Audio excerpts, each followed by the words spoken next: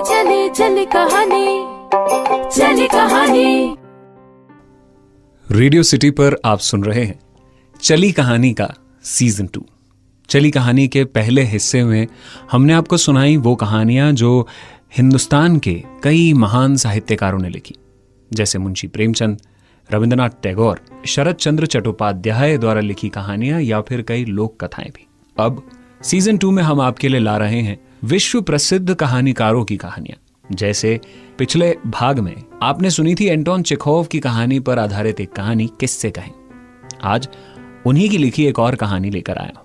पिछले भाग में मैंने आपको बताया था कि एंटोन चेखोव रशिया के एक महान कहानीकार रहे हैं, एक महान साहित्यकार हुए जो 19वीं सदी के सबसे पॉपुलर कहानीकारों में से एक थे।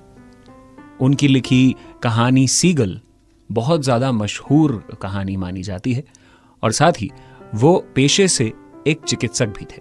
चिकित्सा या मेडिसिन को वो इसीलिए प्रैक्टिस करते थे क्योंकि उनका मानना था कि घर चलाने के लिए एक काम ज़रूरी है। कहानियाँ लिखने को वो ये माना करते थे कि उस दौर में पैसा कम है, इसलिए चिकित्सा की जो उनकी डिग्री है वही उनको पैसा कमा कर देगी। एक बहुत ही निर्धन गरीब परिवार से रिश्ता रखने वाले एंटोन चेखोव ने अपने जीवन में कई ऐसी मुश्किलों का सामना किया था जो शायद उन्हें एक सफल कहानीकार बनाने में हमेशा प्रेरित करती रहीं, उसके लिए तैयार करती रहीं। चेखोव ने कहानी बनाने वालों के लिए एक और सिद्धांत भी दिया था, वो था चेखोव्स गन, यानी चेखोव की बंदूक। वो कहते हैं कि अगर कहानी के पहले एक्ट में आपने स्टेज पर एक बंदूक या पिस्तौल लटका रखी है तो उसका इस्तेमाल जरूर होना चाहिए।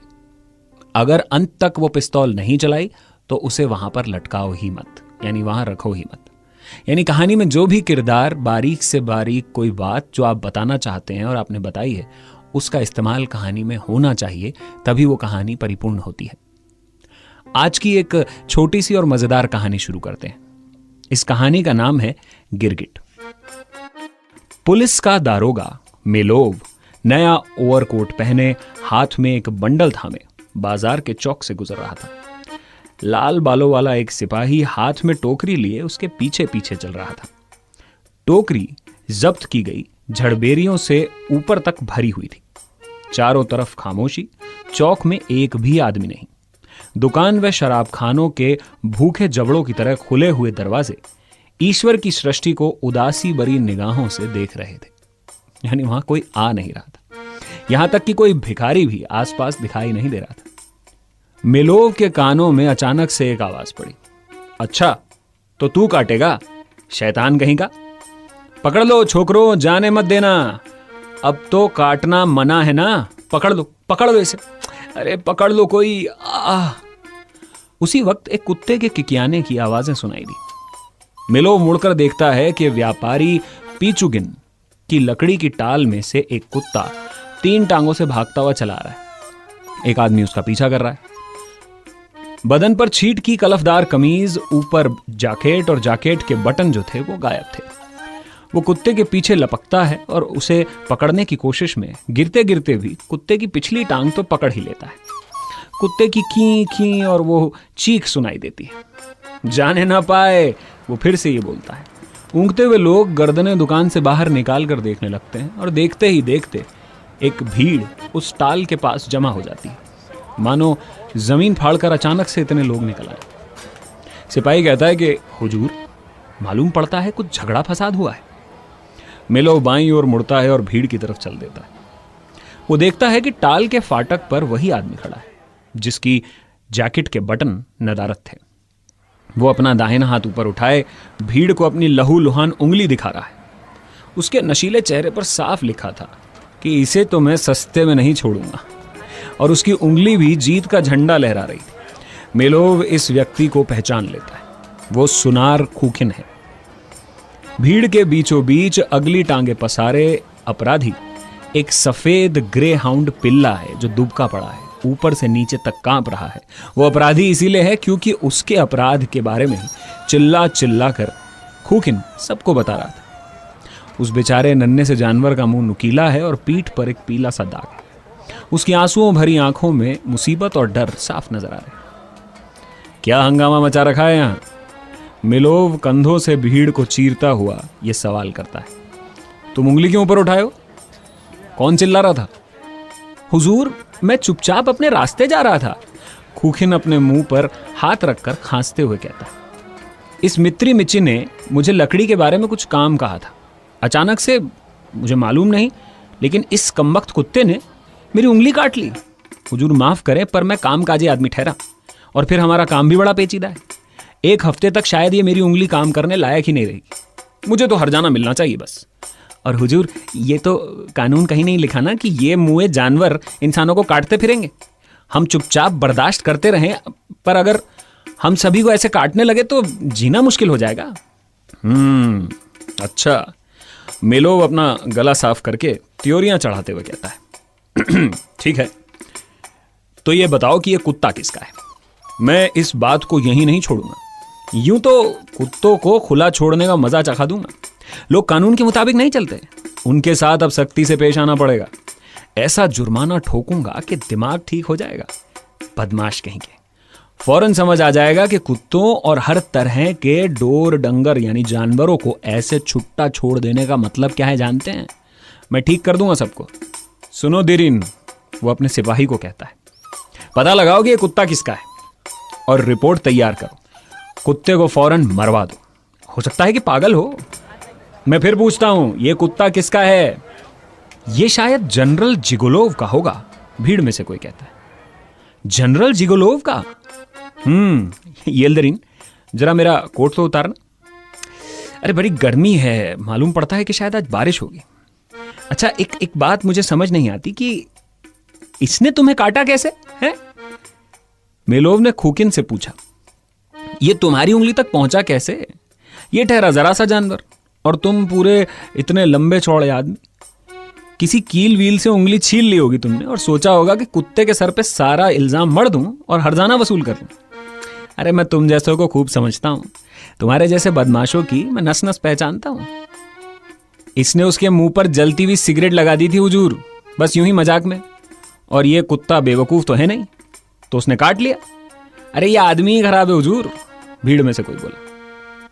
अबे झूठ क्यों बोलता है? जब तूने देखा ही नहीं तो झूठ क्यों फैला रहा है? और सरकार तो खुद समझदार है। सरकार खुद जानते हैं कि कौन झूठा और कौन सच्चा। अगर मैं झूठा तो अदालत में फैसला करा लो। कानून में लिखा है, अब हम सब बराबर हैं।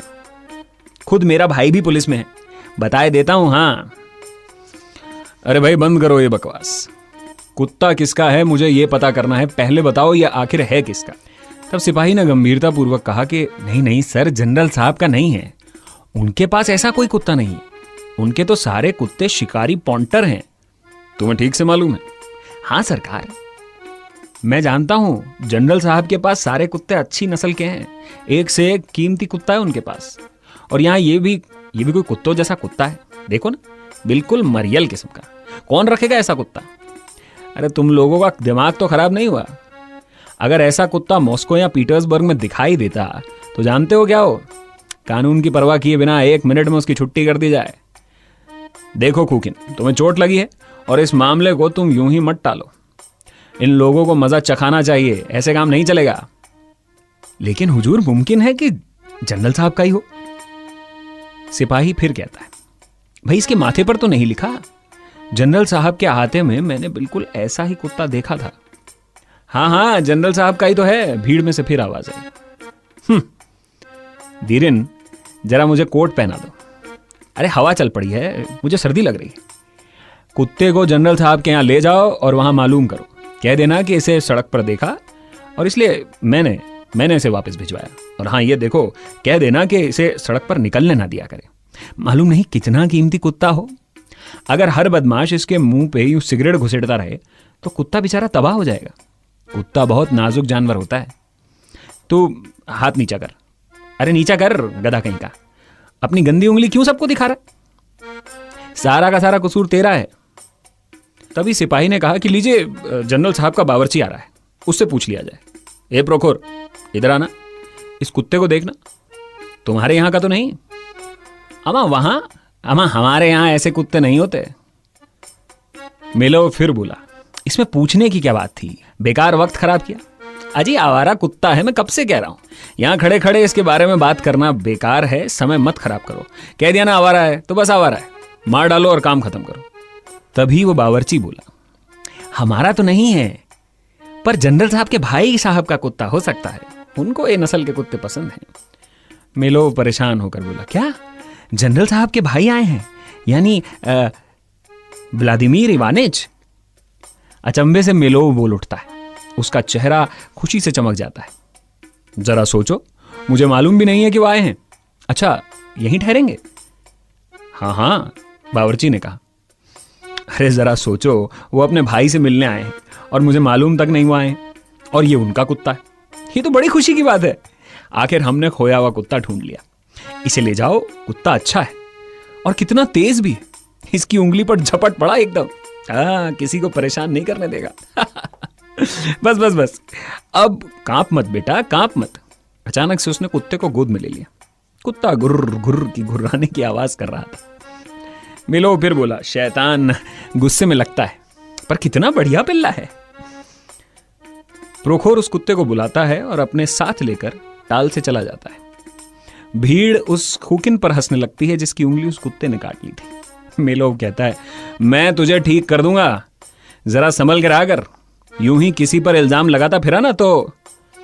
अपना ओवरकोट लपेटता हुआ बाजार के बीचों बीच फिर से मेलोव रास्ते से चल देता है अपने उस सिपाही के साथ। कहानी का नाम गिरगिट क्यों है, ये तो आप समझ ही गए होंगे। और अगर अब भी ना समझ पाए हो तो अपने आसपास गर्दन घुमा के देखिए, कोई ना कोई मेलोव आपको जरूर दिख जाएगा। ये थी आज की एक छोटी सी, मासूम सी, एक प्यारी सी कहानी, एंटोन चेखोव की लिखी गिरगिट। गिरगिट सुनते रहिए, ऐसी ही अनेकों कहानी आप तक लाता रहूंगा रेडियो सिटी चली कहानी सीजन 2 में। मैं हूं कहानी वाला रजत और आप सुन रहे हैं चली कहानी ओनली ऑन रेडियो सिटी। चले चले चले चले चले चले चले कहानी, चली कहानी।